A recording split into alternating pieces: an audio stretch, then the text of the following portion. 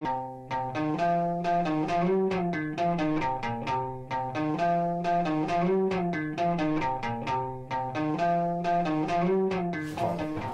j'en ai plein moi. On n'est pas couché si je te raconte tous mes souvenirs du Racing. Moi, mon meilleur souvenir, c'est la demi-finale 87 contre Toulouse. On a été ce jour-là plus malin collectivement et ça nous a amené à être en finale du championnat. C'était, mais voilà, je m'en souviendrai toute ma vie, ce moment. 59, la finale championnat de France qu'on a gagné,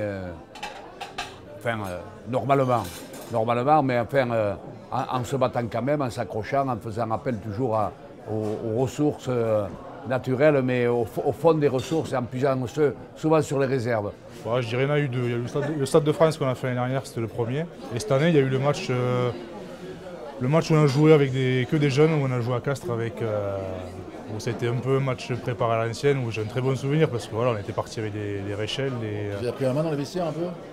Ouais, ça c'est pas à moi de dire, mais ça a été un truc un peu à l'ancienne où le matin on avait vu qu'il y avait des journaux écrits que le Racing n'avait rien, on fait tout pour. Personne ne croyait en nous. Match. Ouais, voilà, et puis un match avec de la pluie, des chandelles et des... Non, mes plus beaux souvenirs, c'est titre de champion de France Réchelle en 87, vous votre première finale, et puis après le titre en 90. Hein.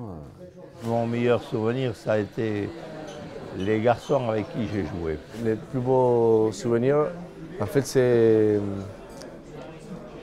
qu'ils m'ont soutenu après, c'est justement ça, ils m'ont soutenu après les blessures, toutes les blessures que j'ai eues. Ah, c'est la finale. C'est la finale quand on est champion.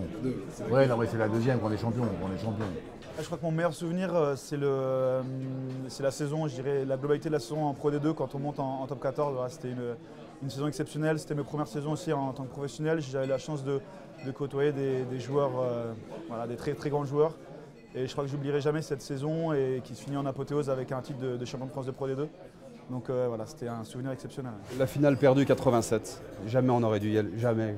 Et on y est allé parce qu'on était des potes, on était des copains et qu'on est arrivé avec 4 morceaux de bout de chiffon et de machin. On est arrivé à bâtir une équipe et on a eu le privilège de rencontrer la grande équipe de Daniel Herrero, Toulon.